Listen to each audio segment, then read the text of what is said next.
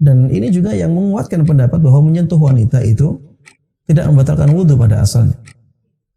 Karena kalau menyentuh wanita itu membatalkan wudhu, ya betapa beratnya praktek haji di zaman Nabi Muhammad SAW.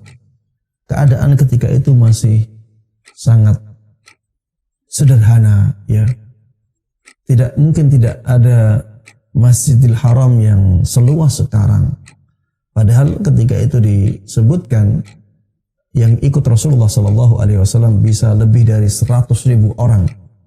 Kita bayangkan 100.000 orang dengan tempat yang sedikit, ada tawaf, ada sa'i. Untuk tidak bersentuhan ini sangat sulit sekali dengan wanitanya. Kemudian kalau ada sentuhan, ya harusnya kalau mereka berpendapat membatalkan wudhu, harusnya banyak penjelasan tentang itu. Ya sebagaimana disebutkan oleh Syekhul Islam Ibnu Taimiyah tadi. Syekhul Islam mengatakan dari dulu itu seorang suami itu selalu menyentuh istrinya. Dan tidak ada satupun dalil yang dinukil tentang wajibnya berwudu karena wajibnya seorang suami berwudu karena menyentuh istrinya. Padahal itu sesuatu yang sangat lazim sekali. Begitu pula dalam masalah haji dan umrah. Biasanya haji dan umrah itu ramai. Ya dari zaman dulu sampai zaman sekarang. Ya. Apalagi masalah haji. Biasanya ramai. Tapi tidak ada satupun ya, yang menunjukkan bahwa orang yang misalnya tawaf, menyentuh wanita lain yang bukan mahram, maka dia harus berwudu. Tidak ada dalil yang menunjukkan hal ini.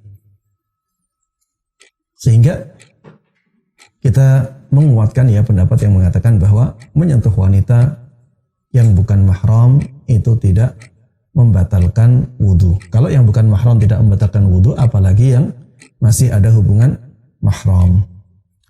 Hanya saja di sini ya kita harus bijaksana dalam menyikapi khilaf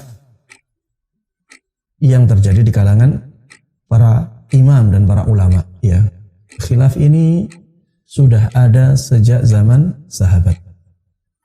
Maka sangat tidak arif dan sangat tidak bijaksana ketika kita sekarang menjadi bermusuhan dengan adanya khilaf ini. Kita harus saling menghormati ketika ada perbedaan pendapat yang sebenarnya sudah ada sejak zaman dahulu.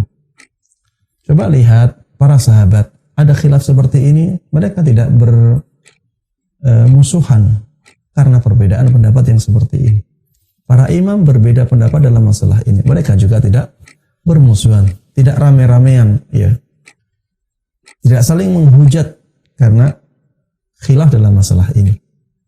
Kita juga harusnya mencontoh adab khilaf dari mereka.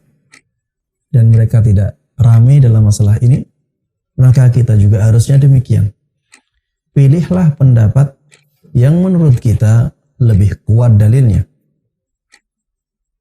Ya, dan kita tidak boleh memaksa orang lain untuk mengikuti pendapat kita.